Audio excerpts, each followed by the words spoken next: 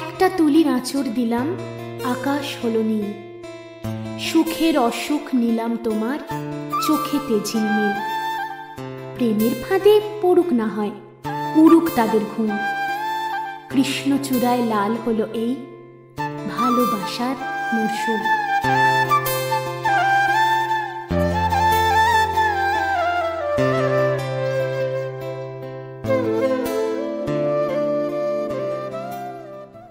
নমস্কার ভালোবাসার মরশুমের বন্ধুরা, কেমন আছো সবাই? আমি তোমাদের বন্ধু অন্তরা নিয়ে চলে এসেছি আবারও একটা পুজোর মরশুমের ভালোবাসার গল্প।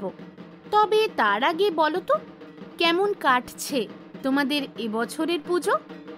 সাজগোজ, রাত জেগে ঠাকুর দেখা, আর সময় সুযোগ মতো এগরোল বা চাউমিন কিংবা ঝালঝাল মোমো।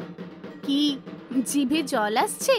দাঁড়াও দাঁড়াও, তার আগে বলো তো, অষ্টমীর অঞ্জলিটা দিয়ে এসেছো তো? কি বললে, অঞ্জলি ডান? তাহলে এবার পেট পুজোটা সেরেই ফেলো, ভোগের খিচুড়ি কিংবা গরম গরম লুচি আলুর দম দিয়ে। তারপর রাতে ঠাকুর দেখতে বেরিয়ে টুকটাক ননভেজ চলতেই পারে। ওই দেখেছো, গল্প বলতে এসে গল্প করতে শুরু করে দিয়েছি। পুজো তো কাটাচ্ছ, সেই সঙ্গে ভালোবাসার গল্প শুনতে ইচ্ছে করছে তো? আজকের গল্প আসছে বছর আবার হবে। ও হ্যাঁ, তার আগে মনে আছে তো ভালোবাসার মরশুমের নতুন গল্পের চ্যানেল ভূত চর্চা? জমজমাট রহস্যময় ভূতের গল্প নিয়ে আমরা আসছি প্রত্যেক শনিবার রাত 11টায়। ভূতের গল্প শুনে জানিও কেমন লাগলো। তবে তার আগে আগামী শুক্রবারের গল্পের একটা ঝলক দিয়ে যাই। লক্ষ্মী ছেলে, শান্ত অতি, তার ওপরে গুণী, কথা শোনে, দুষ্টুমি নেই, মায়ের চোখের মনি।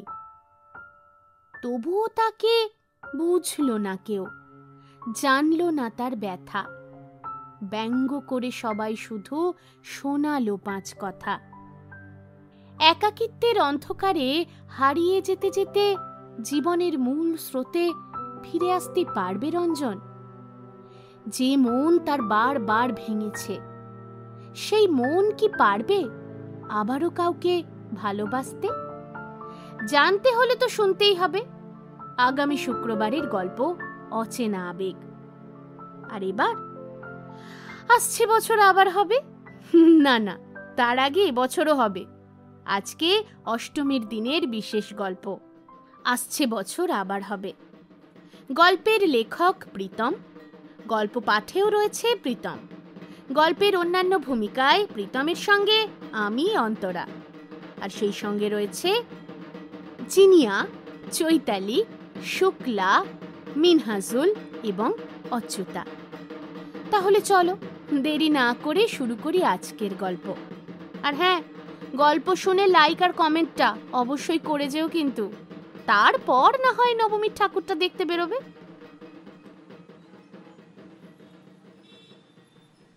কলকাতা শহরের দুর্গাপুজো মানেই যেন একটা আলাদা উন্মাদনা। সারা বছরের অপেক্ষা এই মাত্র কটা দিনের জন্য। চারিদিকে আলো, নানান রকমের থিমের প্যান্ডেল, বড় বড় পুজো উদ্যোক্তাদের প্রতিযোগিতা, আর সঙ্গে রেশারেশি। সেলফি তুলতে ব্যস্ত মানুষজনদের ভিড়, আর তারই সঙ্গে সারা রাত জেগে প্যান্ডেল হপিং। সাউথ থেকে নর্থ একে অন্যকে টক্কর দিতে একেবারে তৈরি হয়ে যায় এই কটা দিন।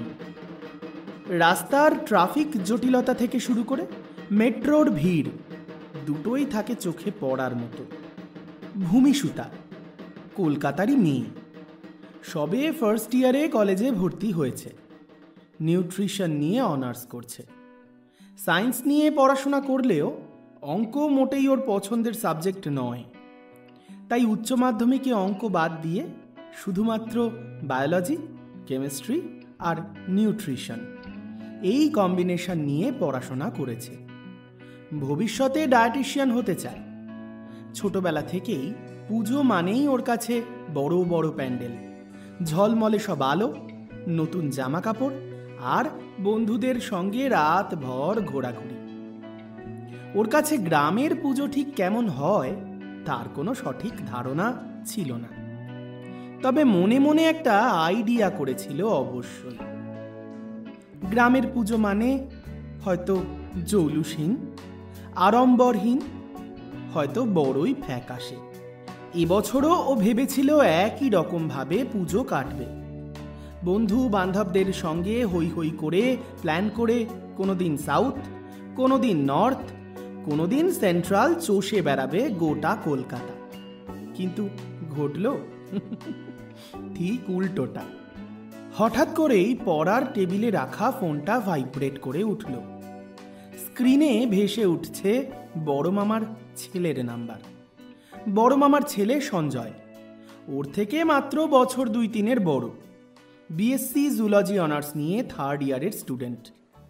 ভাই বোনেদের মধ্যে একমাত্র সঞ্জয় দাদার সঙ্গেই খুব বেশি বন্ধুত্ব ভূমিসুতার। হ্যালো সঞ্জয় দা, কেমন আছো? হ্যাঁ, ভালো আছি। তা তোর কলেজ কবে থেকে ছুটি পড়ছে? কলেজ ছুটি পড়বে চতুর্থী পর্যন্ত হয়ে, কিন্তু মহালয়া হয়ে গেছে মানে আর কলেজ যাচ্ছি না, ব্যাস। তাহলে আর সময় নষ্ট করছিস কেন? পিসি মশাইয়ের সঙ্গে চলে আয়, এবারের পুজোটা আমাদের বাড়িতে কাটিয়ে যা। পিসি তো আসছে পঞ্চমীর দিন শুনলাম। হ্যাঁ শুনেছি, মা বলেছে তো এবারে পুজোয় মা গ্রামের বাড়িতেই কাটাবে, মানে পান্ডুয়ায় মামার বাড়িতে। আরে এ তো দারুণ খবর। দেখবি গ্রামের পুজোয় কত মজা হয়। জানিস, আমরা 4 দিন ধরে প্ল্যান করে নানান রকম কালচারাল অনুষ্ঠান করি। সন্ধেবেলায় একদিন নাটক হয়, একদিন যাত্রা হয়, তাছাড়াও গান নাচ কত কি। আর জানিস, অষ্টমীর দিন গ্রামের কোনো বাড়িতে হাঁড়ি চড়ে না, আমরা সবাই এক জায়গায় ভোগ খাই। ধুর, ওখানে কি আর আনন্দ হয় বলো তো? সবাই যখন নতুন জামা পরে প্যান্ডেলে প্যান্ডেলে ঘুরবে, আমি বসে থাকবো গ্রামের পুজো প্যান্ডেলে। উফ, কি বিরক্তিকর। কলকাতার পুজোর ভিড়, সেলফির ঝলক আর শপিং মলের অফার, এসব ছেড়ে গ্রামে যাওয়া মানে ভূমিসুতার কাছে একরকম শাস্তি। আসলে ছোট থেকে এত আলোর ঝলকানি দেখে বড় হয়েছে তো, তাই ওর কাছে গ্রামের স্নিগ্ধতা একেবারেই অপরিচিত। ঠিক তখনই পাশের ঘর থেকে মায়ের ডাক শুনতে পেয়ে ভূমি ঘরে ঢুকতেই মা বললেন, ভূমি শোন, ব্যাগটা গুছিয়ে ফেলিস, পঞ্চমীর দিন সকালে রওনা হব। অষ্টমীর অঞ্জলি দেওয়ার জন্য নিজের একটা শাড়ি নিবি কিন্তু, যেটা এবছর তোর বাবা হাতিবাগান থেকে কিনে আনলো তোর জন্য। আর শোন, সব ভালো ভালো জামা কাপড়গুলো বেছে বেছে নিবি। আর হ্যাঁ, তোমার ওই পছন্দের সব ছোট ছোট ফ্রকগুলো নিতে হবে না কিন্তু, ওটা গ্রামগঞ্জ, কলকাতা নয়। ব্যাস হয়ে গেল। ভূমিসুতা বাবার দিকে তাকিয়ে বিরক্ত মুখে খানিকটা অভিযোগের সুরে বলল, বাবা, তুমি কিছু বলছো না কেন? তুমি তো জানো আমি একদমই যেতে চাই না। পুজোর সময় কলকাতা ছেড়ে কেউ অজপাড়া গ্রামে চলে যায়, ধুর, ভালো লাগে না। মায়ের কথাটাও তো একবার ভাবতে হবে। কত বছর ধরেও কলকাতায় বসে আছে, নিজের বাপের বাড়ির পুজো কতদিন দেখেনি বলতো। আর যদি তোর কলকাতার বাইরে কোথাও বিয়ে হয়ে যায় আর তুই তোর নিজের জায়গার পুজো দীর্ঘদিন ধরে দেখতে না পাস, তাহলে তোর মন খারাপ হবে না? এবারে ওর ইচ্ছে হয়েছে তাই একবার ওখানে যাই। প্রতি বছর তো কলকাতায় পুজো দেখিস, এবছর একটু গ্রাম বাংলার পুজো দেখ না। কিন্তু না, ভূমির তো এমন একটা উপদেশ মোটেই ভালো লাগলো না। ভূমিসুতা অভিমান ভরা গলায় বলল, তা বলে আমাকেও এভাবে শাস্তি দেবে তোমরা? আমার তো কলেজের ফ্রেন্ডসদের নিয়ে প্ল্যানিং আছে। সপ্তমীর রাতে আউটিং, অষ্টমীতে প্যান্ডেল হপিং, নবমীতে রাত ভোর আড্ডা। আমি তো সব মিস করব ওই গ্রামের পুজোর জন্য। মা অবশ্য খানিকটা সংকোচ নিয়েই উত্তর দিলেন, শোন ভূমি, গ্রামে গিয়ে একবার দেখবি না? গ্রামের পুজোর মজাই আলাদা। ছোট ছোট ছেলে মেয়েরা কিভাবে খেটে খেটে ঠাকুর সাজায়, মহিলারা কিভাবে সকলে মিলে পুজোর আনন্দে মেতে ওঠে, এসব তোকে দেখতেই হবে। জীবনে সবকিছু উপভোগ করা দরকার, সবকিছুর এক্সপিরিয়েন্স না থাকলে চলে? কলকাতার ঝলমলে পুজোর সেই প্রাণ নেই। শুধু গিয়ে দেখবি একবার মামার বাড়িতে কত আন্তরিকতা ওদের ওখানে। ভূমিসুতা এবার খানিকটা অভিমানের ভঙ্গিতে চোখ মুখ ঘুরিয়ে বলল, প্রাণ? না মা, প্রাণ আছে কফি হাউসের ওই হট্টগোলে, ম্যাডক স্কোয়ারের আড্ডায়, কুমোরটুলি পার্কের ঠাকুর দেখার লাইনে। ওসব গ্রামের ধুনুচি, ভোগ খাওয়া, এসব আমাকে মোটেই অ্যাট্রাক্ট করে না, প্লিজ। বাবা পড়েছেন দোটানায়। তখন দুদিক সামলানোর চেষ্টাও করছেন তিনি। একদিকে স্ত্রীর ইচ্ছে, বছরের পর বছর ধরে না যেতে পাওয়া গ্রামের পুজোটা আরও একবার ফিরে দেখবেন। আর এমন একটা ইচ্ছে কি খুব বেশি কিছু বলুন তো? এতটুকু আবদার যদি স্বামী হিসেবে তিনি মেটাতে না পারেন তাহলে তো চলবে না। আর অন্যদিকে মেয়ের জেদ, শহরের আড্ডা, ঝলমলে আলো, এসব ছেড়ে সে যেতেই চায় না। উঠতি বয়সের মেয়ে, এই সময় তাকে জোর করে তার ভালো লাগা কাজগুলো থেকে সরিয়ে আনতে চাইলেই হিতে বিপরীত হতে পারে। সব দিকটা ভেবে তিনিও খানিকটা শাঁখের করাতের অবস্থায় পড়েছেন। আচ্ছা, একটা ব্যবস্থা করি। পঞ্চমীতে যাব, মাকে দেখে আসব। আমি আর তুই সপ্তমীতে ফিরে আসব, কেমন? তারপর তুই না হয় দশমী অবধি তোর বন্ধু বান্ধবদের সঙ্গে ঘুরে আনন্দ মজা করিস। তারপর লক্ষ্মী পুজোটা মিটে গেলে তোর মাকে আবার নিয়ে আসবো দুজন মিলে গিয়ে। ভূমিসুতা মনে মনে বেশ আনন্দ পেল বাবার এই কথা শুনে, আর তাতেই উত্তেজিত হয়ে বলল, সত্যি বাবা, তুমি আমার সঙ্গে ফিরবে? তাহলে তো ভালোই হবে, আমি কলকাতার পুজো এনজয় করতে পারবো। কি বলছো তুমি? দুদিনও যদি থাকতে না পারো তবে যাওয়ার কি মানে? তুমি জামাই মানুষ, ও বাড়ির সবাই ছেড়ে দেবে ভেবেছো? আমার দাদা বৌদি তুমি গেলে কেমন মাথায় করে রাখে দেখো না। এমন দুটো দিনের জন্য গিয়ে ফিরে চলে এলে তো রাগ করবে ওরা। শোনো, মেয়ের কলেজ ফ্রেন্ডস, নতুন জীবন শুরু, সবই জরুরি। তবু আমি চাই তুমি অন্তত দুদিন গ্রামে কাটাও। তারপর যদি মন না টেকে আমরা ফিরে আসব। তুমি লক্ষ্মী পুজো পর্যন্ত থেকে তারপরেই ফিরবে। মা খানিকটা মুখ ভার করেই জবাব দিলেন, ঠিক আছে, কিন্তু আমি ফিরবো না, আমি থেকে যাব। তোমাদের বাপ বেটিতে মিলে যা ঠিক করবে তোমরা যখন সেটাই করবে, আমার আর এসব নিয়ে কথা বলে লাভ কি? অতঃপর এভাবেই ঠিক হলো। পঞ্চমীতে তারা রওনা দেবে পান্ডুয়া। মা থাকবেন মামার বাড়িতে, আর বাবা মেয়ের পরিকল্পনা সপ্তমীর সকালে শহরে ফেরা। ভূমিসুতার মুখে এবার একটু স্বস্তির হাসি। মনে মনে ভাবল, এই পঞ্চমী আর ষষ্ঠী দুটো দিন মানে মানে কেটে গেলে বাঁচি। সামান্য কয়েকটা সালোয়ার কামিজ আর দু একটা লং ফ্রক গোছাতে গোছাতে মনে মনে ভাবল, এই দুটো দিন সঞ্জয় দাদা আছে, এদিক সেদিক ঘুরে কেটে যাবে। সপ্তমীর দিন তো সকালবেলাতেই ফিরে যাব।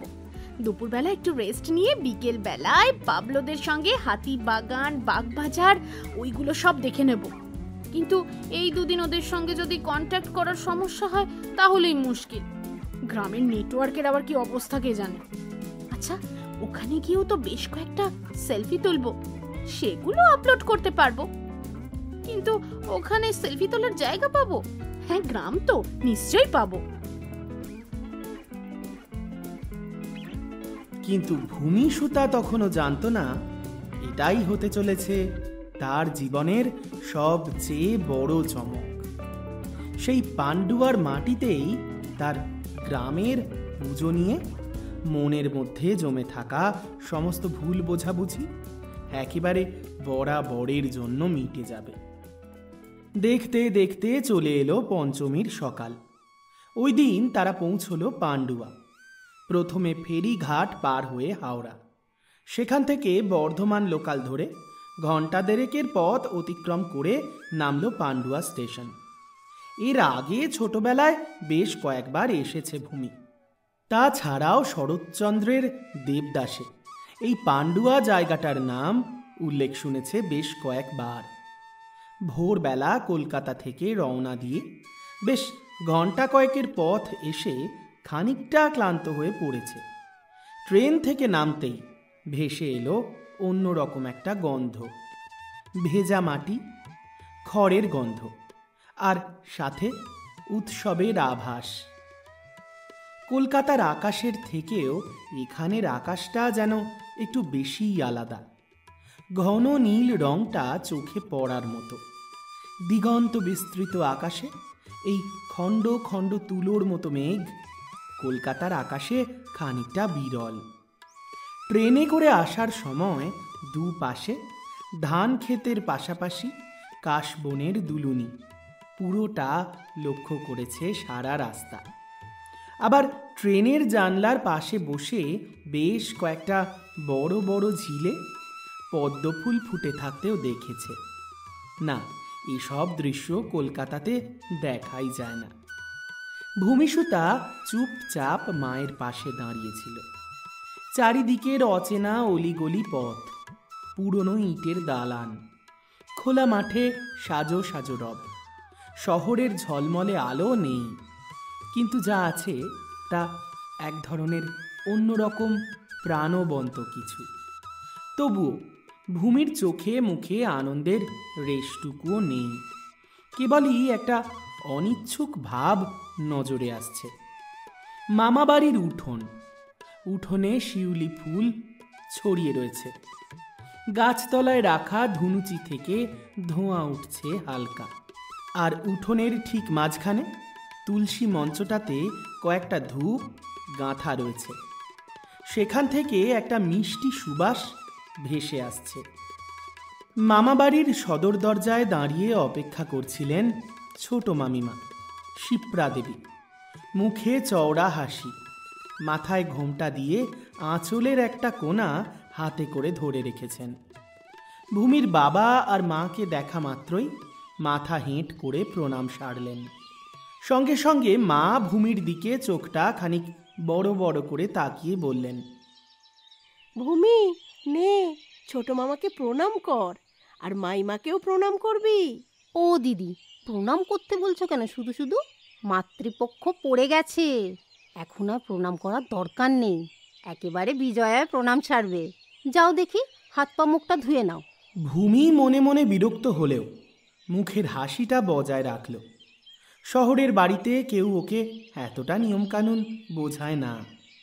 তবে মাকে অসম্মান করতে চায়নি, তাই মুখে কিছু বলল না। মা তখন এগিয়ে এসে ছোট মাইমাকে বললেন, আর বলো না শিপ্রা, তোমার নন্দাই কিন্তু কালকের দিনটাই থাকবে। সপ্তমীর দিন ভোরবেলা ওরা কলকাতায় ফিরে যাবে। মামিমা একথা শুনে খানিকটা অবাক হলেন, আর সঙ্গে একটু বিরক্ত। কি বলছো গো দিদি? দুর্গাপুজোর সময় এলে আর সপ্তমীর দিন চলে গেলে হবে? তোমার ভাই জানতে পারলে খুব রাগ করবে। ওইসব হচ্ছে না একদম। সেই লক্ষ্মী পুজো কাটিয়ে তবে বাড়ি ফেরা। শিপ্রা দেবীর কথায় গ্রামের আন্তরিকতা মেশানো, একরকম চাপা অধিকার বোধও রয়েছে। তার কাছে পুজো মানে কদিনের ভিড়ভাট্টা নয়, গোটা একটা উৎসবের মেলবন্ধন, গোটা পরিবারের একসঙ্গে হওয়া, সারা বছরের ক্লান্তিটুকু ভুলে বাকি বছরের অংশটুকু কাটানোর জন্য প্রয়োজনীয় ইন্ধনটুকু জুগিয়ে নেওয়া। সুখ দুঃখের কথা জমে থাকা মনের ভারটা এই সময় একটু লঘু করে নেওয়া যায়। দুটো কথা বলে মনের ভারটা হালকা করে নেওয়া যায় এই কটা দিনেই। রজতবাবু খানিকটা অপ্রস্তুত মুখে বললেন, আসলে মেয়েটা আমার কলকাতার পুজো নিয়ে বড্ড বেশি উদ্বিগ্ন থাকে। ওর সব বন্ধু বান্ধবদের সঙ্গে রাত ভোর ঠাকুর দেখবে, আনন্দ করবে।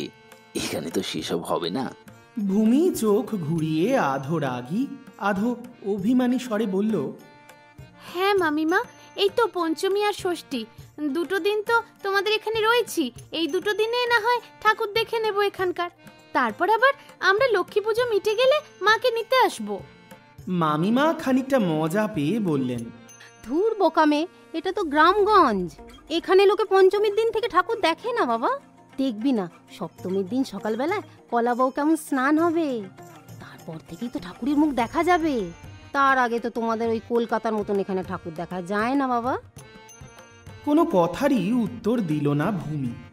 মনে মনে ভাবল, মানে গ্রাম থেকে কলকাতায় ফিরে যেতে পারলেই বাঁচি। এখানে কোনোভাবে দুটো দিন ঠিক কাটিয়ে দেব। শিপ্রা দেবী তখন স্নেহ ভরে হাত রাখলেন ভূমির মাথায়, গালে বুলিয়ে দিলেন স্নেহের স্পর্শ। সত্যি বাবা, দেখতে দেখতেই ছোট্ট মেয়েটা কত বড় হয়ে গেল। এখন আর মামার বাড়িতে মন টেকে না। একটু অপ্রস্তুত হয়ে গিয়ে লজ্জা পাওয়ার ভঙ্গিতে হেসে ফেলল ভূমিসুতা। যা ভূমি, গিয়ে ফ্রেশ হয়ে নে, তারপর বাইরের জামা কাপড় বদলে নিয়ে ওইখানে ওই মোড়াটা নিয়ে বস। মাইমা লুচি ভেজেছে তোর জন্য। হ্যাঁ রে, গরম গরম লুচি। যা যা, হাত পা ধুয়ে রেডি হয়ে নে। ও দাদা, আপনি আবার দাঁড়িয়ে রইলেন কেন? যান, হাত মুখটা ধুয়ে আসুন, আমি খাবার বাড়ি। ভূমি অনিচ্ছুক পায়ে ভেতরে ঢুকল। চারপাশের দেওয়ালে শালিক পাখির ডাক, রান্নাঘর থেকে ভেসে আসা ঘিয়ের লুচির গন্ধ, উঠোনে সাজানো শিউলি ফুলের সাজি, সব কিছু মিলিয়ে গ্রামীণ দুর্গাপুজোর রঙিন ছবি কলকাতার থেকে জৌলুস কিছুটা কম হলেও এক অন্য রকমের জল ছবি যেন। কিন্তু ভূমিসুতার চোখে তখনও কলকাতার আলো ঝলমলে প্যান্ডেল ভেসে উঠছে। মনটা কেবলই বলছে, আর তো মাত্র 2 দিন, তারপরেই সপ্তমী, যত তাড়াতাড়ি পারে শহরে ফিরে যাবে সে। কিন্তু ভূমি তখনও জানতই না, এই পাণ্ডুয়ার উঠোনেই অপেক্ষা করছে ওর জীবনের এক নতুন অধ্যায়। ঢাকের তাল, কাশের বন আর গ্রামের সরল হাসির ভেতরেই সে খুঁজে পাবে এক অন্যরকম বাঁচার আনন্দ, যেটা শহরের প্যান্ডেলে কোনো দিন খুঁজে পায়নি ভূমিসুতা। ভূমি ভেতরের ঘরে ঢুকতে যাচ্ছিল, সেই সময় সদর দরজার কড়া নাড়ার শব্দ হলো। উঠোনে তখনও মা অর্থাৎ শাশ্বতী দেবী আর মামিমা শিপ্রা দেবী দাঁড়িয়ে গল্প করছেন। মামিমা খানিকটা তাড়াহুড়ো করে দরজার খিল খুলে দিলেন, আর তখনই গেট পেরিয়ে একজন লম্বা চওড়া শান্ত স্বভাবের ছেলে এসে দাঁড়ালো। তার গায়ে সাদা কালো চেক শার্ট, হাতে একটা কাপড়ের ব্যাগ, চোখে গম্ভীরতা আর মুখে একটা একচিলতে হাসি। শিপ্রা দেবী তাকাতেই ছেলেটা এগিয়ে এসে বিনয়ীভাবে বলল, কাকিমা, তোমাদের সেই একটা কাটারি ছিল না, পুজোর জন্য কলা গাছ কাটতে হবে, তাই ওটা নিতে এসেছি, একটু দাও না গো। শিপ্রা দেবী একটু অবাক গলায় বললেন, হ্যাঁ রে অর্ণ, তুই এলি, তাই আবার কাটারি নিতে? সঞ্জয়কে বললেই তো পারতিস, পাঠিয়ে দিতাম। ঠিক আছে, দাঁড়া দিচ্ছি। এই সময় শাশ্বতী দেবীর নজর ছেলেটির উপর পড়ল। তিনি প্রথমে একটু কি যেন ভেবে নিলেন, তারপর বললেন, ও মা, তুই তো সেই দীপঙ্করদার ছোট ছেলে, তোর কি নাম যেন? হ্যাঁ পিসি, আমার নাম অর্ণ। কত বড় হয়ে গেছিস তুই। তোর বাবা একসময় আমাদেরকে অঙ্ক করাতেন, খুব রাগী মানুষ ছিলেন, আর পড়াশোনায় তো তেমন ভালো। হঠাৎ করে কি যে হলো, অসময়ে চলে গেলেন। শাশ্বতীর কথা শুনে অর্ণ এক মুহূর্ত চুপ করে মাথা নিচু করে দাঁড়িয়ে রইল। তার চোখের ভিতর দিয়ে ভেসে উঠল বাবার কঠিন মুখটা। টেবিলের উপর খাতা কলম আর পড়তে বসলে বাবার সেই ধমকের শব্দ, যা ও আজও মিস করে। কিন্তু সেই মানুষটা নেই, আজ বহু বছর হয়ে গেল। গ্রামের প্রায় সবাই জানে দীপঙ্কর বাবু কেমন কঠিন অথচ খাঁটি মানুষ ছিলেন। অর্ণ মৃদু স্বরে জবাব দিল, হ্যাঁ পিসি, আসলে সব হঠাৎ করেই হয়ে গেল। বাবা চলে যাবার পর এখন তো পুজোটার দায়িত্বটাও আমার কাঁধেই এসে পড়েছে। তা তোর এখন কোন ক্লাস হলো রে? কি পড়াশোনা করছিস? এই তো পিসি, এমএসসি করছি ম্যাথসে। শাশ্বতী একটু উত্তেজিত হয়ে মেয়ের দিকে তাকালেন। ভূমি, দেখ, বাবার মান রেখেছে। বাবাও অঙ্ক নিয়ে পড়াশোনা করেছে, ও অঙ্ক নিয়ে। ভূমি ততক্ষণে একটু অস্বস্তি নিয়ে দাঁড়িয়েছিল। শহুরে মেয়ের চোখে গ্রামের উঠোন, হালকা কাদামাটির গন্ধ আর সামনে দাঁড়িয়ে থাকা এই ছেলেটা, সব মিলিয়ে একটা অচেনা অনুভূতি। ছেলেটার চোখে যদিও শহুরে চাকচিক্য নেই, কিন্তু একটা অদ্ভুত স্থিরতা রয়েছে।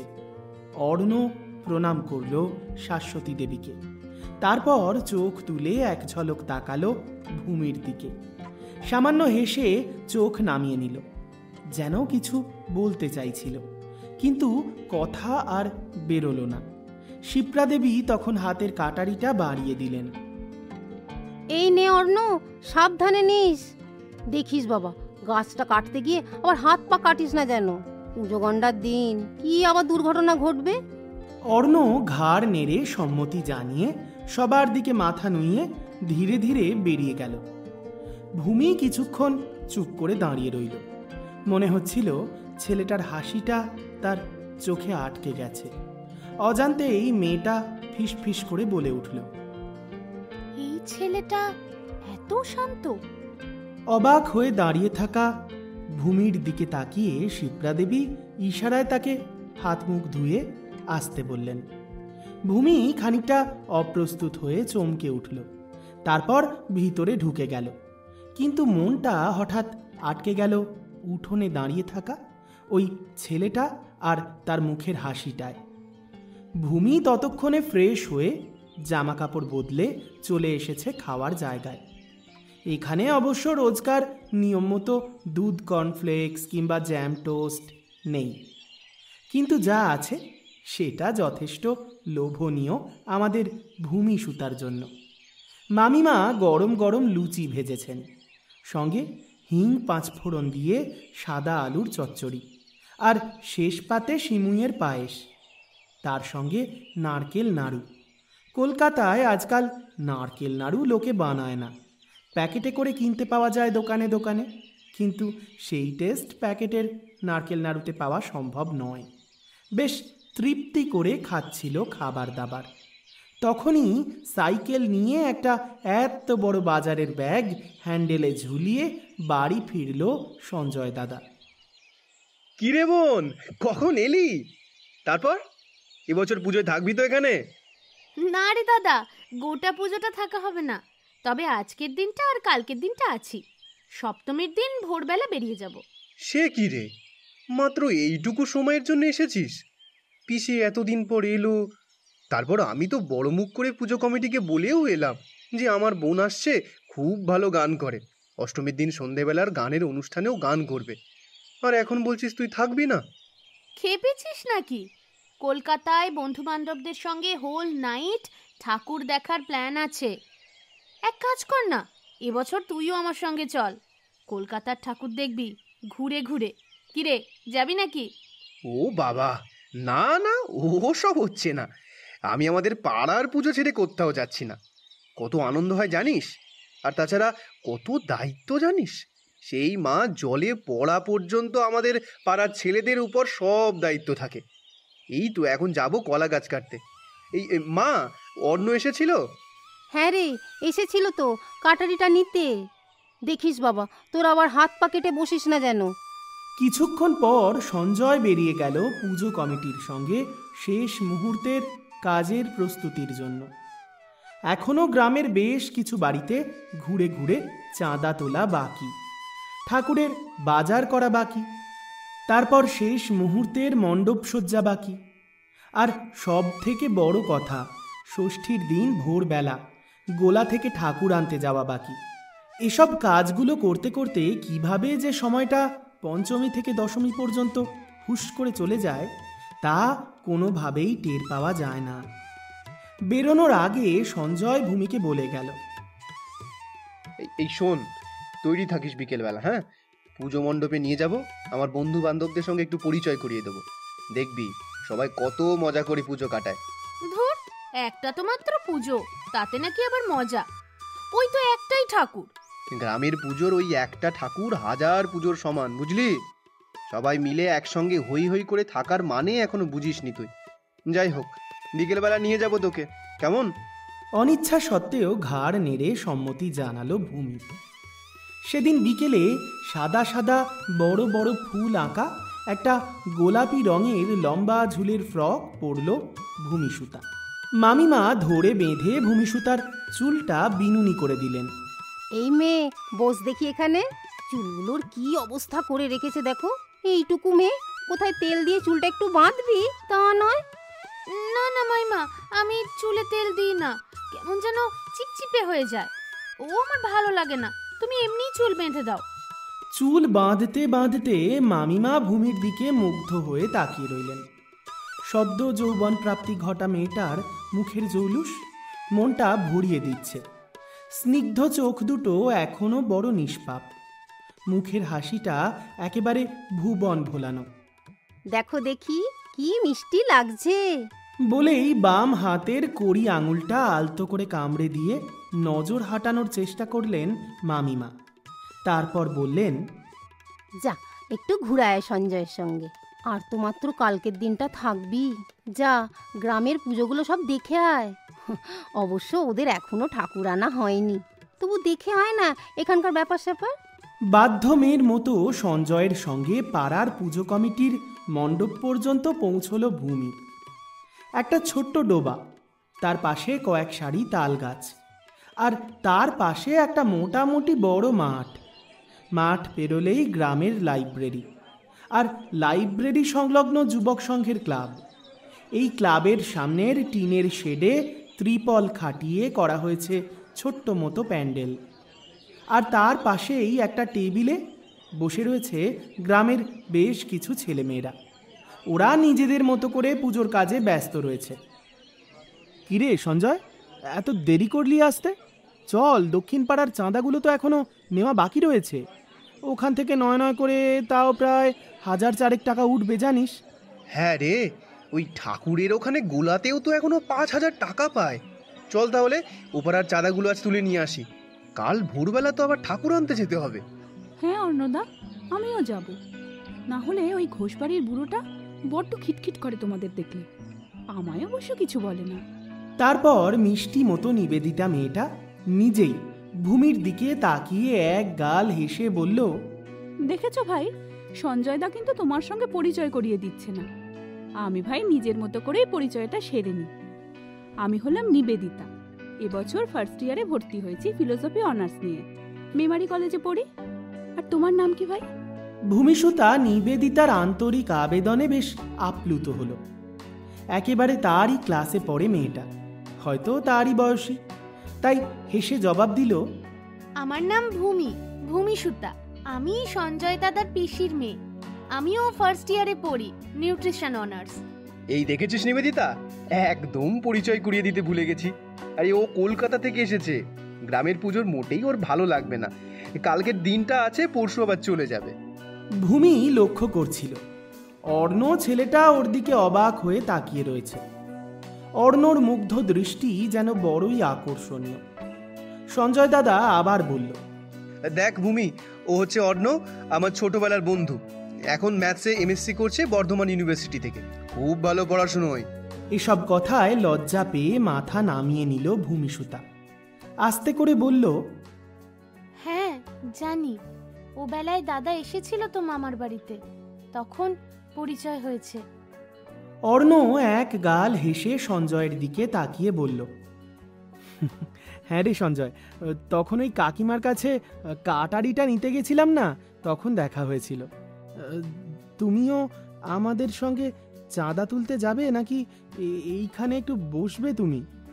ভূমিসুতা ঘাড় নেড়ে ওদের সঙ্গে চাঁদা তুলতে যাওয়ার ব্যাপারে সম্মতি জানালো। ছেলেটাকে প্রথম দেখা থেকেই বড্ড ভালো লেগেছিল ভূমির। ছেলেটার নম্র ব্যবহার, মিষ্টি হাসি, গভীর চোখের চাহনি, সবটাই যেন মন ছুঁয়ে যাচ্ছে ভূমির। সদ্য যৌবনে পা দিলে শরীরের হরমোনগুলো কেমন যেন বিচলিত হয়ে ওঠে। হঠাৎ কাউকে ভালো লাগা, খানিকটা, তারপর বিদ্যুৎ স্পৃষ্ট হওয়ার মতোই অনুভূতি। শরীরে অদ্ভুত ঝলক খেলে গেল ভূমির। কোনো কথা না বলে ওদের অনুসরণ করতে থাকলো আর এগোতে থাকলো গ্রামের রাস্তা ধরে। পঞ্চমীর সন্ধেটা শুরু হলো একটু অন্যরকম ভাবেই। এবছর পঞ্চমী থেকেই কলকাতায় ঘুরে ঘুরে নানান প্যান্ডেল দেখে বেড়ানোর তাড়াহুড়ো নেই, বরং কলকাতা থেকে এতটা দূরে গ্রামে তখন পুজোর প্রস্তুতির ব্যস্ততা আর গ্রামের মানুষগুলোর সারল্য উদ্দীপনা এগুলো বেশ উপভোগ করছে ভূমি। পুজো প্রাঙ্গণ ভরে গেছে গ্রামের মানুষে। আর অদ্ভুত ব্যাপার, ওরা যেন শুধুই প্রতিবেশী নন, প্রত্যেকেই যেন প্রত্যেকের বাড়ির একান্ত কাছের সদস্য। ছোট বড় বাচ্চা বুড়ো সবাই মিলে যেন গোটা গ্রামটাই একটা বড় মতো একান্নবর্তী পরিবার। মাইমারা স্থানীয় আরো কিছু মহিলাদের সঙ্গে সঙ্গে হাতে হাত লাগিয়ে ঠাকুরের থালা বাসন মেজে রাখছেন। ছোট ছোট ছেলে মেয়েরা মাঠে বাজি ফাটাচ্ছে, মজা করছে। ভূমি এক পাশে বসেছিল একটু অস্বস্তি নিয়ে। কলকাতার ঠাকুর দেখা আর এই গ্রামীণ পুজোর আয়োজন তফাৎ যেন আকাশ পাতাল। তবু যেন নির্ভেজাল আনন্দ লুকিয়ে রয়েছে এই ছোট্ট দুর্গাপুজোটায়। ভাগ্যিস মায়ের কথা শুনে মামার বাড়িতে এলো, না হলে হয়তো এমন সহজ সরল একটা উৎসবের আয়োজন নিজের চোখে দেখা হয়ে উঠত না। ঠিক তখনই অর্ণ আবার এলো, হাতে ধরা একটা হিসেবের খাতা আর বিল বই, মুখে লেগে রয়েছে একটা লাজুক হাসি। আরে তুমি এখানে বসে আছো, আমাদের সঙ্গে চাঁদা তুলতে বেরিয়ে নিশ্চয়ই তোমার বেশ পরিশ্রম হয়েছে বলো? আরে না না, অতটুকু হাঁটাহাঁটি করে আবার কেউ ক্লান্ত হয়ে পড়ে নাকি? তোমরা এখন কি করবে? আমি আসলে এই খাতাটা এটাই আনতে গেছিলাম। পুজোর খরচপত্রের সব হিসেব এখানেই লিখি। বাবা না থাকায় এখন তো এসব আমারই দায়িত্ব। আগে তো বাবাই ছিলেন এই কমিটির ক্যাশিয়ার, এখন তো আর বাবা নেই। কথাগুলো বলতে বলতে একটু উদাস হয়ে গেল অর্ণর গলার স্বর।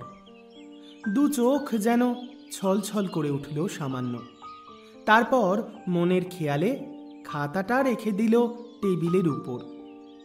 ভূমি একটু ইতস্তত করে খাতাটা হাতে নিল, পাতাগুলো উল্টে দেখল। সুন্দর গোছানো হাতের লেখা। তুমি তো তাহলে অনেক দায়িত্ব সামলাও, তাই না? হয়তো তাই। আসলে গ্রামের জীবন তো, দায়িত্ব কর্তব্য এসব আমাদের একটু বেশিই পালন করতে হয়, কিন্তু তাতে আমাদের কিছু মনে হয় না জানো। তোমার কথা বলো, কলকাতার পুজো ছেড়ে এসে নিশ্চয়ই মন খারাপ করছে, তাই না? আগে হচ্ছিল, এখন মনে হচ্ছে হয়তো তেমন খারাপও নয়। এখন তো মনে হচ্ছে একটা বছর পুজোয় গ্রামের পরিবেশে কাটিয়ে গেলে নেহাত মন্দ লাগবে না। পারলে এবছরটা গোটা পুজোটাই তো এখানে কাটিয়ে যেতে পারো, দেখবে ভালোই লাগবে। কোথা থেকে যে সময় কেটে যাবে কিচ্ছু বুঝতেই পারবে না। দুজনের চোখ এক মুহূর্তের জন্য আটকে গেল একে অপরের দৃষ্টিতে। বাতাসে শিউলি ফুলের গন্ধ। ভূমির হঠাৎ মনে পড়ল, এই ছেলেটার চোখে এক অদ্ভুত শান্তি আছে। পঞ্চমীর রাত পোহাতেই চলে এলো ষষ্ঠীর ভোর। গ্রামের ছেলে মেয়েদের মধ্যে আজ অদ্ভুত একটা তোড়জোড়। সকাল সকাল সবাই গোলায় চলে গেছে। আজ যেন ঘরের মেয়ে ঘরে ফিরছে। বাঁশের কাঠামো কাঁধে তুলে ভ্যানে করে কাশফুল ভর্তি মাঠ পেরিয়ে শিউলিতলা দিয়ে গ্রামের রাস্তা ধরে এক চালার মা দুর্গা আসছেন, সঙ্গে গোটা পরিবার। এই দৃশ্য যেন গায়ে কাঁটা ধরিয়ে দেয়। ভোরে ঢাক বাজাতে বাজাতে গ্রাম জেগে উঠল। ভূমি উঠোনে বসে এক গ্লাস দুধ খাচ্ছিল। হঠাৎ অর্ণকে দেখতে পেল প্যান্ডেলের দিকে যেতে। আরে বাবা, তুমি তো সকালেই হাজির। এখন তো আমার দিন শুরুই হয় পুজোর কাজ দিয়ে, তার উপর আজকে আবার ঠাকুর আসছে। আমার ব্যস্ততা তো আজ সেই লেভেলের। তুমি কি এই এত দেরি করে ওঠো নাকি? কলকাতায় তো পুজো মানেই রাত জাগা, তাই সকালে ঘুম ভাঙে না। ওহো, তাহলে বুঝি এখানে থাকলে তোমার অভ্যাস বদলাতে হবে। গ্রামে কিন্তু সবাই সকাল সকাল ঘুম থেকে উঠে পড়ে, আর ওদিকে তাড়াতাড়ি ঘুমিয়েও পড়ে। হয়তো তাই। ওদের দুজনের কথায় এক অদ্ভুত স্বাভাবিকতা, যেন বহুদিনের পরিচিত, অথচ মাত্র একটা দিন আগেই প্রথম আলাপ হয়েছে। দেখতে দেখতে বেলা গড়ালো, ষষ্ঠীর দুপুর। মামিমা এসে একবার হলুদের টিপ পরিয়ে দিয়ে গেছেন। আসলে গ্রামের পুজোর নানান রকম নিয়ম। খাওয়া দাওয়ার পর ছাতের রেলিংয়ে দাঁড়িয়ে দুজনে মিলে গল্প করছিল। চারিদিকে গ্রামের চাষবাসের মাঠ, দূরে মাঠে কাশফুল দুলছে। আচ্ছা, সত্যি বলো তো, কলকাতার পুজো একটুও মিস করছো না? মিথ্যে বলবো না, শুরুতে তো হচ্ছিলই। এখন মনে হচ্ছে এখানের মানুষগুলো অনেক বেশি আপন করে নেয়। কলকাতার প্যান্ডেলে সেই উষ্ণতাটা পাই না। তুমি গ্রামে এসেছো, এটাই তো আমাদের জন্য অনেক আনন্দের বিষয়। আশা করি সপ্তমীর দিন চলে যাওয়ার ইচ্ছেটা আর করবে না। হয়তো, তবে কলকাতার বন্ধুদের সঙ্গে প্ল্যান করা রয়েছে, সেগুলো ক্যান্সেল করলে ওরা রাগ করবে। কিন্তু তুমি চলে গেলে আমাদের দলটা যে একটু হালকা হয়ে যাবে, তখন তো আমাদের খারাপ লাগবে, তাই না? দুজনে একে অপরের দিকে তাকিয়ে রইল।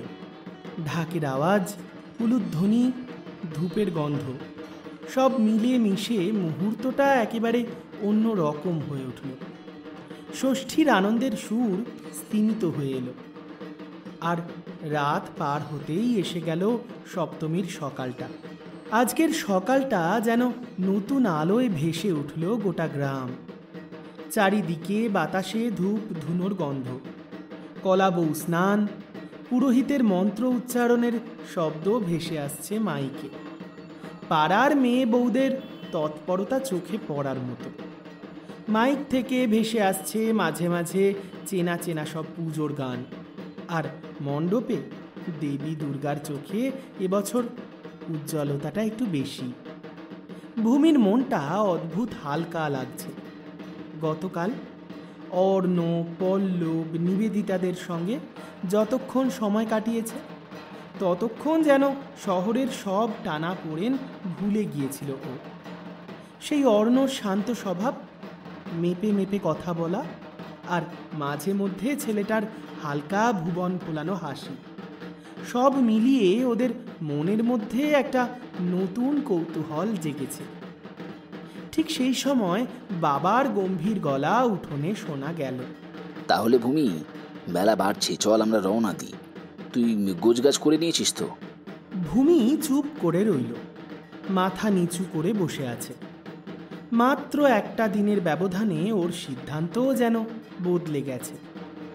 অর্ণ, পল্লব, নিবেদিতা এদের সান্নিধ্যে একদিনেই এমন এক আপনত্ব খুঁজে পেয়েছে, যা কলকাতার বন্ধুদের সঙ্গে এত বছরেও পুরোপুরি হয়নি। মনে হচ্ছে এই বছরটা এখানে কাটিয়ে দিলে কোনো ক্ষতি হবে না। ও ব্যাগ গোছাতে উঠতেই বাবা আবার বললেন, তা হ্যাঁ রে, মাকে ছেড়ে যেতে ইচ্ছে করছে না নাকি? তাহলে আর 2 দিন থেকে যা, আমি না হয় তোকে নবমীর দিন নিয়ে চলে যাব, কিন্তু আমায় আজকে একটু চলে যেতে হবে, কটা কাজ আছে। ভূমির চোখে হঠাৎ আনন্দের ঝিলিক। মনে মনে ভাবল, যদি বাবা নবমীতেও না আসেন তাহলেও ওর আপত্তি নেই। এবার মুখ ফুটে বলে ফেলল, বাবা, তোমাকে আর শুধু শুধু কষ্ট করে নবমীর দিন নিতে আসতে হবে না। আমি না হয় মায়ের সঙ্গে একেবারে লক্ষ্মী পুজো কাটিয়ে চলে যাব। বাবা তো মেয়ের কথা শুনে অবাক। এইসব কি শুনছি রে?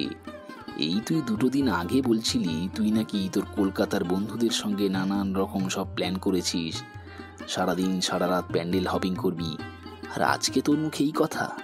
হ্যাঁ বাবা, এই বছরটা গ্রামের পুজো দেখেই কাটাই। সত্যি তো, আমি তো কখনো মামার বাড়িতে থেকে পুজো দেখিনি। এই বছরটা না হয় এখানেই কাটাই।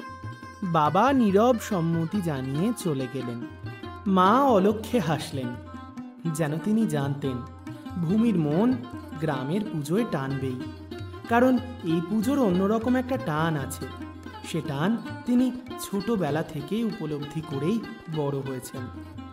এদিকে মামিমা শিপ্রা দেবী, যিনি এতক্ষণে উঠোনের ধান শুকোচ্ছিলেন, তিনিও এসে ওদের কথার মধ্যে যোগ দিলেন। তাই বলো, কলকাতার হইহট্টগোল থেকে গ্রামের পুজো অনেক ভালো। তাছাড়া এখানকার সবার সঙ্গেই তো ভালোই মিশে গেছে। ঠিক তখনই পাশের বাড়ির মেয়ে নিবেদিতা এসে উঠোনে দাঁড়ালো। তার হাতে আলপনা দেওয়ার সব সরঞ্জাম, আর এক গাল হাসি। কাকিমা, ভূমিকে নিয়ে কিন্তু আমি একটু মণ্ডপে যাব। ভূমি, আমার সঙ্গে তোমাকে কিন্তু যেতে হবে। একা একা গেলে কিন্তু ভালো লাগবে না। চলো না, হাতে হাতে একটু আলপনা দিয়ে নি। ভূমি হেসে সম্মতি জানালো। ঠিক সেই সময় গেট দিয়ে ঢুকলো অর্ণ। যেন প্রচণ্ড কর্মব্যস্ততা ওকে তাড়া করে বেড়াচ্ছে। খোঁজ করতে এসেছিল সঞ্জয়ের। কাকিমা, মায়ের পাঠানো এই ভোগের থালাটা দালানে রেখে যাই। কাল তো তুমি ভোগ রান্না করে নিয়ে যাবে মণ্ডপে। আচ্ছা, সঞ্জয় কোথায় গো? দাঁড়া দেখি, ঠাকুর ঘরের চাবিটা যে কোথায় রেখে গেল। তুই এক কাজ কর, থালাটাকে ওখানেই রেখে যা। সঞ্জয় তো নেই রে বাপু, বললো যে চাঁদা তোলা বাকি, বেরোতে হবে। অর্ণর চোখ একবার ভূমির দিকে গেল। ভূমির মনে হলো তার এই কয়েকটা সহজ শব্দের মধ্যেই অদ্ভুত একটা টান আছে। অজান্তেই হাসল ও। মামিমা বললেন, এই অর্ণ, তুই নিয়ে যা তো ওকে। মেয়েটা তোদের সঙ্গে থাকলে আনন্দ পাবে। শুধু শুধু বাড়িতে বসে ও কি করবে বলতো? অর্ণ একটু দ্বিধা করে মাথা নাড়ালো। হ্যাঁ, ওই নিবেদিতাও তো যাবে, আলপনা দেবে মনে হয়। ঠিক আছে কাকিমা, আমরা আসি তাহলে। হ্যাঁ বাবা, আয়, দুগ্গা দুগ্গা। ভূমির বুকের ভিতরে অজানা একটা উচ্ছ্বাস জমে উঠল। হয়তো এভাবেই অজান্তেই শুরু হচ্ছে এক নতুন অধ্যায়। সন্ধে নামার আগেই আকাশ যেন সোনালি আলোয় রঙিন হয়ে উঠল। গ্রামে ঢাকের আওয়াজ, দূরে শঙ্খধ্বনি, সব মিলিয়ে সপ্তমীর বিকেলটা একেবারে অন্যরকম। হ্যাঁ, কলকাতার মতো কর্পোরেট কালচার নেই। প্যান্ডেলের ভিড় সে অর্থে নেই। মাল্টিন্যাশনাল কোম্পানির এত বড় বড় ব্যানার, হোর্ডিং কিচ্ছু নেই। তবে যা আছে তা হলো অপার মুগ্ধতা আর এতখানি আন্তরিকতা। এই একটা জায়গায় যাবে, কাছেই, ওই গ্রামের বাজারের রাস্তাটা পেরিয়ে ধান ক্ষেতের আল ধরে একটা ছোট্ট ঝিল আছে। ওদিকটায় না এত বড় একটা কাশবন আছে। এই সময় আলোয় না খুব সুন্দর লাগে। ভূমি একটু থেমে জবাব দিল, কাশবন? হ্যাঁ, আমি তো কলকাতায় শুধু ছবিতেই দেখেছি কাশবন। এখানে কাছ থেকে দেখলে মন্দ হয় না। ওরা দুজন হেঁটে গেল একটুখানি। নির্জনতার মধ্যে হাঁটতে থাকলো ওরা। কাশফুল হাওয়ায় দুলছে, আর তার উপর আলো পড়ে তুলো সাদা কাশফুলগুলো কেমন যেন উজ্জ্বল লাগছে। ভূমি হঠাৎ মোবাইলটা বের করে অর্ণর হাতে দিল। এই এই দাঁড়াও দাঁড়াও, আমার কয়েকটা ছবি তুলে দাও না। শহরে পুজোর সময় সব সময় ভিড় আর ভিড়, ছবি তোলার মতো তো সুযোগই হয় না। তুলে দেবে? অর্ণ প্রথমে একটু অপ্রস্তুত, তারপর হাসল। আমি? আচ্ছা দাঁড়াও, বেশ কয়েকটা ছবি তুলে দিচ্ছি। তোমার ওই কলকাতার বন্ধুদের নিয়ে গিয়ে দেখিও। এমন প্রাকৃতিক সৌন্দর্য ওরা আগে কখনো দেখেনি। জানো তো, আজকাল কলকাতার মানুষরা এই সব দেখবার জন্য পয়সা খরচা করে গ্রামে গঞ্জে ঘুরতে যায়। তুমি ঠিকই বলেছো। সোশ্যাল মিডিয়াতে সব ছবি একেবারে অ্যাস্থেটিক লাগবে। তাড়াতাড়ি তোলো, সূর্য ডুবে গেলে কিন্তু আলো পাওয়া যাবে না। অর্ণ পর পর কয়েকটা ছবি তুলল, তারপর ক্যামেরার স্ক্রিনটা ভূমির দিকে ঘুরিয়ে দিল। ছবি তোলার জন্য পোজ দিতেই সুযোগ বুঝে অর্ণ কয়েকটা ছবি ওর মোবাইলেও তুলে রাখল। তারপর মোবাইলটা ওর হাতে বাড়িয়ে দিয়ে বলল, এই নাও দেখো কেমন হয়েছে বলো তো। ভূমি ছবিগুলো দেখে চুপ করে রইল।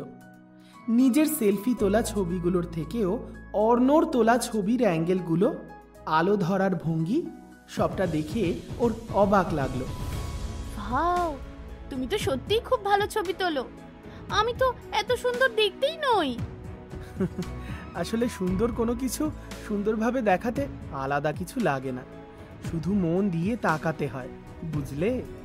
ভূমি এক মুহূর্ত অর্ণর দিকে তাকালো। গলাটা শুকিয়ে এলো, কিন্তু মুখের কোণে লেগে রইল শুকনো হাসি। কাশফুলের সাদা দোলার ভিতর হাঁটতে হাঁটতে ভূমি বলল, জানো, কলকাতার ভিড় না আমার একদম ভালো লাগে না, খালি মনে হয় হারিয়ে যাব। কিন্তু এখানে কি শান্তি, তাই না? হয়তো শহরের ভিড়ে কেউ নিজেকেই খুঁজে পায় না, তাই ওরম মনে হয়। কিন্তু জানো তো, আমাদের এখানের মানুষগুলো একেবারে অন্যরকম। এখানে এক ধরনের অন্যরকম আন্তরিকতা আছে সবার মধ্যে। তোমার মতো। জানো তো, তোমার সঙ্গে কথা বললেও আমার মনে হয় আমি যেন নিজেকে আর একটু নতুন করে খুঁজে পাচ্ছি। মানে এই দেখো না, গ্রামের পুজো আমার কি ভালো লাগছে। তোমার কথা শুনেই তো মনে হলো থেকে যাই, ভালো লাগবে। আমি তো তেমন কিছুই করিনি ভূমি। আমি আসলে তোমাকে থেকে যাওয়ার জন্য জোর করলাম, যদি খানিকটা সঙ্গ দেওয়ার সুযোগ হয়। ভাগ্যে তুমি বলেছিলে। দুজনের দৃষ্টি মিলল একবার, কোনো স্বীকারোক্তি নেই, তবু চারপাশের হাওয়া যেন একটু অন্যরকম মনে হলো। কাশ বনের নিস্তব্ধতার মধ্যে সেই অদৃশ্য মিষ্টি টান স্পষ্ট বোঝা গেল, যা শব্দে প্রকাশ করা যায় না, শুধু অনুভব করা যায়। দেখতে দেখতে কেটে গেল সপ্তমীর সন্ধেটাও। ভূমিসুতার মনে এখন অন্য রং লেগেছে, তাই কলকাতার রঙিন পুজো এখন ওর কাছে খুব একটা কাঙ্ক্ষিত নয়। বরং যতটা বেশি সময় এই গ্রামের মামার বাড়িতে অর্ণর সঙ্গে কাটানো যায় ততই ভালো। চলে এলো অষ্টমীর সকাল। শরতের নীল আকাশে সাদা মেঘের দল ভেসে বেড়াচ্ছে। ভোরবেলা থেকেই গ্রামে ঢাকের আওয়াজ শোনা যাচ্ছে। প্যান্ডেলের সামনে ভিড় জমেছে। পল্লব, নিবেদিতা, সঞ্জয় দাদা, অর্ণ সবাই মিলে হইচই করছে। অঞ্জলির আয়োজন হচ্ছে জমজমাটভাবে। এমনকি পাড়ার মেয়ে বউরাও যথারীতি মণ্ডপের সামনে ভিড় জমিয়েছেন। আজ গোটা গ্রাম এখানে একসঙ্গে খাওয়া দাওয়া করবে। খিচুড়ি, লাবড়া, আলুর দম, চাটনি, পায়েস, পাঁপড়, একেবারে ঘরোয়া আয়োজন। কিন্তু এই সামান্য আয়োজনেও মিলে মিশে রয়েছে অনেকটা আন্তরিকতা আর অনেকখানি আনন্দ। ভূমিসুতা সকালেই সেজে গুজে বেরোলো। মা জোর করে তার গায়ে চাপিয়ে দিয়েছেন লালপাড় সাদা শাড়ি। শাড়ির আঁচলটা যখন খোলা হাওয়ায় উড়ে যাচ্ছিল, তখনই মণ্ডপের সামনের মোড়ে দাঁড়িয়ে অর্ণ প্রথম তাকে দেখতে পেল। তার চোখ একেবারে আটকে গেল। এ যেন অন্য এক ভূমি। কাল দুপুরে যে মেয়েটাকে লালচে ফ্রক পরে হাসতে হাসতে কাশবনের সামনে ছবি তুলে দিয়েছিল, আজ সে একেবারে অন্যরকম। শাড়িতে কালকের ছোট্ট মিষ্টি মেয়েটাকে হঠাৎ করে পরিণত যুবতী লাগছে। কপালে লাল টিপ, চোখে হালকা কাজল, ঠোঁটে এক চিলতে সংযত হাসি। অর্ণর বুকের ভিতরটা হঠাৎ যেন নরম হয়ে গেল। ঢাকের শব্দ আর শঙ্খধ্বনি, মানুষজনের কোলাহল, এই সব কিছুর ভিড়ের মধ্যেও অর্ণ খুঁজে পেল ঠান্ডা হাওয়া। ওদিকে ভূমি হঠাৎই খেয়াল করল অর্ণ এক দৃষ্টে তাকিয়ে আছে তার দিকে। অস্বস্তি হলো, তবু ভিতরে কেমন যেন একটা অদ্ভুত উষ্ণতা ছড়িয়ে পড়ল। কি হলো, তাকিয়ে আছো কেন? না না, মানে কিছু না, তোমাকে আজ ভীষণ আলাদা লাগছে। এটা শাড়ির ম্যাজিক। কলকাতায় তো এইভাবে শাড়ি পরে বেরোই না, এখানে পরলাম। আর তাছাড়া এই দুদিন তো আমাকে চুড়িদার আর ফ্রক পরেই দেখেছো, তাই হয়তো তোমার কাছে একটু নতুন লাগছে। শাড়ি, তাই হবে হয়তো, কিন্তু আজ তোমাকে বড্ড অন্যরকম লাগছে। আজকে যেন পুজোর গন্ধটা তোমাকে ঘিরে রয়েছে। ভূমি কথাটা শুনে চুপ করে গেল। ঠোঁটে অজান্তেই একটু হাসি ফুটল। শুরু হয়েছে পুষ্পাঞ্জলির পালা। পুরোহিতের মন্ত্রোচ্চারণের সঙ্গে সঙ্গে গ্রামের মানুষজন হাত জোড় করে নত মস্তকে মায়ের সামনে অঞ্জলি দিচ্ছে। ভিড়ের মধ্যে ভূমিসুতা মায়ের পাশে দাঁড়ালো। মন্ত্রপাঠ শুরু হতেই সবাই ফুল হাতে নিয়ে দাঁড়ালো। অর্ণ একটু দূরে দাঁড়িয়েছিল, চোখ সরাতে পারছিল না। যে মেয়েটি গতকাল তার সঙ্গে কাশফুলের মধ্যে দিয়ে হাঁটছিল, আজ সে হাত জোড় করে প্রণাম করছে দেবীর সামনে। তার চোখ বন্ধ, ঠোঁট নড়ছে প্রার্থনার সঙ্গে সঙ্গে, চুলগুলো হালকা উড়ছে, আর ওর চারপাশে যেন ভেসে আসছে শিউলির সুবাস। অর্ণর মনে হলো এই দৃশ্য যদি চিরকাল এভাবেই থেকে যেত। অঞ্জলি শেষ হলে সবাই প্রসাদ নিতে ব্যস্ত হয়ে পড়ল। তখন ভূমি একটু সরে এসে অর্ণকে বলল, তুমি দাঁড়িয়ে দাঁড়িয়ে শুধু দেখছো কেন? তুমি অঞ্জলি দিলে না? আমার দেবীর কাছে চাইবার মতো কিছু নেই, তাই শুধু দেখছিলাম। মানে সবার তো মা দুর্গার কাছে কিছু না কিছু চাওয়ার থাকে। থাকলেও সব কথা বলা যায় না ভূমি। নিজের প্রার্থনাগুলো অত্যন্ত ব্যক্তিগতভাবে মনে মনে আমি মাকে জানিয়ে দিয়েছি। মায়ের যদি ইচ্ছে হয় পূরণ করবেন। ভূমি এক মুহূর্ত ওর চোখের দিকে তাকালো। ওর ভেতরে একটা অচেনা ব্যাকুলতা কাজ করছিল। বুঝতে পারছিল না অর্ণ কি বোঝাতে চাইছে, তবে তার কথাগুলো কেমন যেন সরাসরি মনের ভিতরে গিয়ে লাগছিল। অষ্টমীর বিকেলটা একেবারে অন্যরকম। ঢাক বাজছে, চারিদিকে মৃদু আলো জ্বলে উঠছে। পাড়ার সব ছেলেমেয়েরা দল বেঁধে নাচ গান করছে। আজ সন্ধ্যাবেলায় সাংস্কৃতিক অনুষ্ঠান। ভূমি প্রথমে তাদের সঙ্গে ছিল, কিন্তু পরে অর্ণ এসে পাশে দাঁড়াতেই সবাই খানিকটা ইচ্ছে করেই যেন ওদের দুজনকে একটু আলাদা করে দিল। যাকগে, তোমরা একটু আড্ডা দাও, আমরা একটু আসি। হ্যাঁ, ওই রিহার্সাল করতে হবে। ভূমি মুখে বিরক্তি প্রকাশ করল, কিন্তু মনে মনে খুশি হলো। অর্ণ পাশে এসে নরম গলায় বলল, তোমাকে বলেছিলাম না, এই গ্রামটা পুজোর সময় একেবারে বদলে যায়। সারা বছর যেমন চুপচাপ, এই কয়েকটা দিন যেন একদম নতুন রূপে দেখা দেয়। আমি বুঝেছি, কলকাতায় প্রতি বছর খুব আনন্দ করি, বন্ধুদের সঙ্গে নানান দিকে ঘুরে বেড়াই, কিন্তু এখানের মতো আনন্দ অন্য কোনো বছর হয়নি গো। তাই তো বলি, এই গন্ধটা যদি সারা বছর ধরে রাখা যেত। ভূমি তাকালো তার দিকে। কথার ভেতরে কি যেন অজান্তে একটা অন্য ইঙ্গিত লুকিয়ে আছে।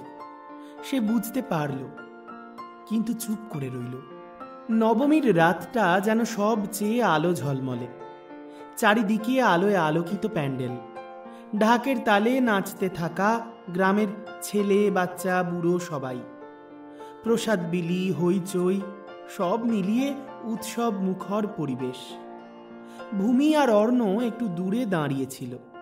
চারপাশের কোলাহল তাদের কাছে পৌঁছচ্ছিল ঠিকই, কিন্তু তারা যেন নিজেদের মতো করে নীরবতার ভিতরে ডুবে গেছে। তোমার সঙ্গে পরিচয়টা খুব অদ্ভুত, জানো তো। প্রথম দিনই মনে হলো যেন অনেক দিনের চেনা। আমারও না তাই মনে হয়েছিল। তোমার সঙ্গে কথা বললেই সময় কেমন যেন উড়ে যায়।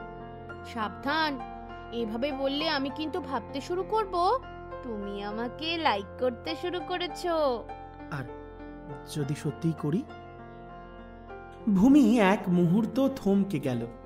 চারপাশের আলো ঝলমলে পরিবেশে হঠাৎ করে চোখটা যেন ধাঁধিয়ে আসছে। সে চোখ সরিয়ে নিল, কিন্তু গাল লাল হয়ে উঠল।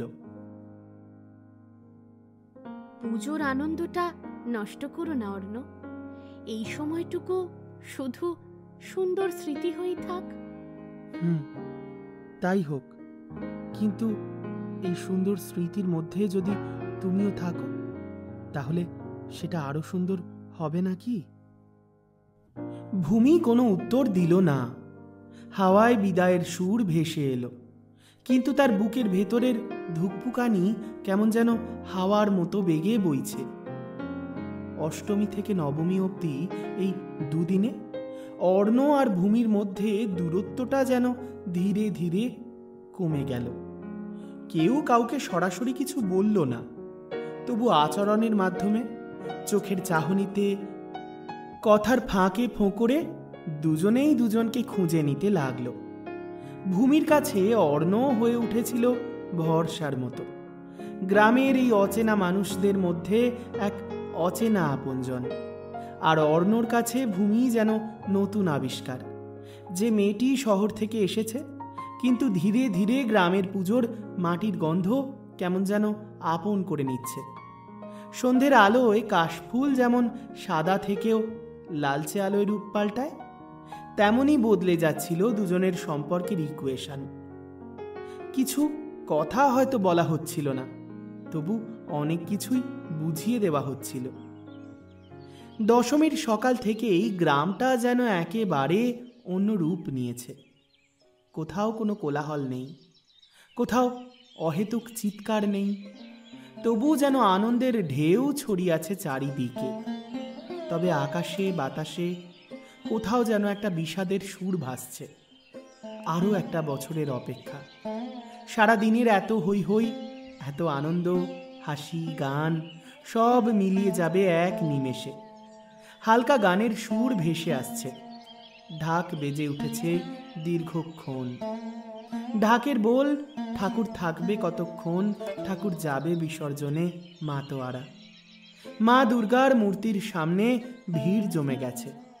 গ্রামের মেয়ে বউরা সবাই শাড়ি পরে সেজে গুজে এসেছে। লালপাড় সাদা শাড়ি, সঙ্গে বরণডালা। আজ মাকে সিঁদুরে রাঙিয়ে চোখের জলে বিদায় দেওয়ার পালা। ভূমিসুতা আজও শাড়ি পরেছে। সিঁদুর খেলার আয়োজন চলছে। মায়েরা দিদিরা একে অপরের কপালে সিঁথিতে সিঁদুর মাখিয়ে দিচ্ছে। হাসি ঠাট্টা আবেগ সব মিলে মিশে গেছে আজ। নিবেদিতা এসে ভূমির গাল দুটো রাঙিয়ে দিল সিঁদুরে। অর্ণ একটু দূরেই দাঁড়িয়েছিল, চোখ সরাতে পারছিল না। সিঁদুরের লাল রঙে রাঙানো ভূমি যেন আরও নতুন রূপে ধরা দিচ্ছে অর্ণর সামনে। বিকেলের দিকে প্রতিমা বের হলো শোভাযাত্রায়। ঢাকের তালে, শঙ্খধ্বনির সুরে, উলুধ্বনিতে ভরে উঠল গ্রাম। সবাই নেচে গেয়ে আনন্দে মাতোয়ারা হয়ে প্রতিমার সঙ্গে এগিয়ে চলল নদীর দিকে। ভূমি প্রথমটা একটু দ্বিধাবোধ করছিল। শহরে তো সে কখনো এমন আনন্দে সামিল হয়নি, কিন্তু ধীরে ধীরে ওরাও তাকে টেনে নিল ওদের দলে। মামিমা তো হাত ধরে বললেন, কি রে, শুধু শুধু দাঁড়িয়ে আর কি মজা হয়? তুইও নাচতে থাক, আনন্দ করে বিদায় জানাতে হয় মাকে। ভূমি লাজুক হাসি হেসে ঢাকের তালে হাত পা নাড়ল। তারপর কেমন করে যেন ভিড়ের সঙ্গে মিশে গেল। চারপাশের হাসি, সিঁদুরে উড়ে যাওয়া লাল ধোঁয়া, ঢাকের কাঠিতে বেজে ওঠা শব্দ সব মিলে মিশে ভূমির মনে হলো এ অভিজ্ঞতা সে কোনো দিন ভুলতে পারবে না। অর্ণ ভিড়ের মধ্যে এগিয়ে এসে তার ঠিক পাশেই দাঁড়ালো। এক মুহূর্তের জন্য ওদের দৃষ্টি বিনিময় হলো। ভূমির গাল সিঁদুরে রাঙা, মুখে লাজুক হাসি। অর্ণর বুক কেঁপে উঠল। চারিদিকে সবাই মাতৃপ্রতিমাকে নদীর জলে নামানোর জন্য প্রস্তুতি নিচ্ছে। ঢাকের আওয়াজ যেন তীব্র হয়ে উঠেছে। মানুষজন নাচছে, হাসছে, কেউ কেউ আবার কাঁদছে আবেগে। সেই ভিড়ের মাঝেই অর্ণ এক চিলতে ফাঁকা জায়গায় ভূমিকে দাঁড় করিয়ে একটু কাছে এলো। জানো, তোমাকে আজ খুব আলাদা লাগছে। আবার আলাদা কেন? শাড়ি পরে তো তুমি দেখেছো অষ্টমীর দিন। আজ তো মোটেই নতুন লাগার কথা নয়। না না, শাড়ির জন্য নয়, এই সিঁদুরের রঙে তুমি যেন আরো অন্যরকম দেখতে লাগছো। ভূমি থমকে গেল, বুকের ভেতরে কেমন একটা অদ্ভুত স্পন্দন অনুভব করলো। ভূমি, তোমাকে সিঁদুরে রাঙানো দেখে মনে হচ্ছে এই রংটা শুধু আজকের জন্য নয়, ভবিষ্যতেও তোমাকে আমি এই রঙেই আমার পাশে দেখতে চাই। ভূমি হতভম্ব হয়ে দাঁড়িয়ে রইল। চারপাশে ঢাক বাজছে, উলুধ্বনি শোনা যাচ্ছে, ঢেউ খেলে যাচ্ছে নদীর জলে। প্রতিমা ওই বোধহয় জলে পড়ল, অথচ তার কানে কেবল বাজছে অর্ণের এই কথাগুলো। তার গাল লাল হয়ে উঠল সিঁদুরের মতো, ঠোঁটে একটুখানি কাঁপা কাঁপা হাসি ফুটল, কিন্তু কিছু উত্তর দিল না, শুধু মাথা নিচু করে দাঁড়িয়ে রইল। অর্ণ বুঝল কথার বদলে নীরবতাই তার জবাব। দেবী প্রতিমা ধীরে ধীরে জলের বুকে ভেসে গেল। চারিদিকে উল্লাস আর বিদায়ের আবেগ মিলে মিশে গেল। ঢাকের তালে তাল মেলাতে মেলাতে মানুষজন চেঁচিয়ে উঠল।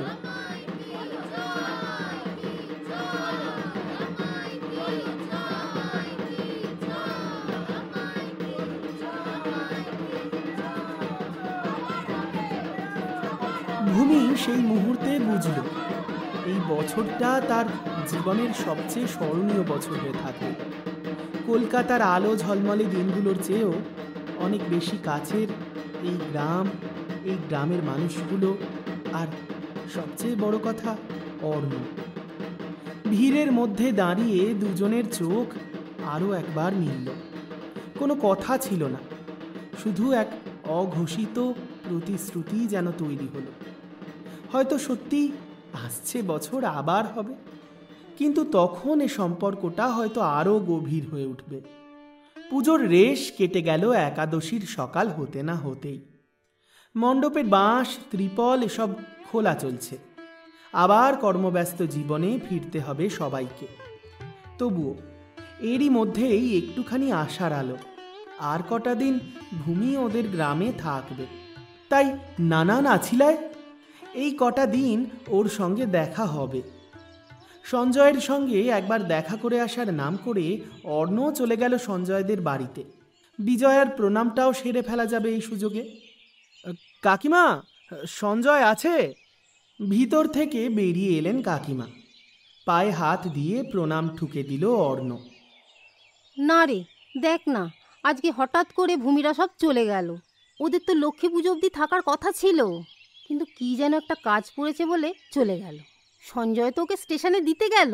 তুই একটু বস বাবা, আমি নাড়ু নিমকি সব নিয়ে আসছি। খানিকক্ষণ স্তব্ধ হয়ে দাঁড়িয়ে পড়ল অর্ণ।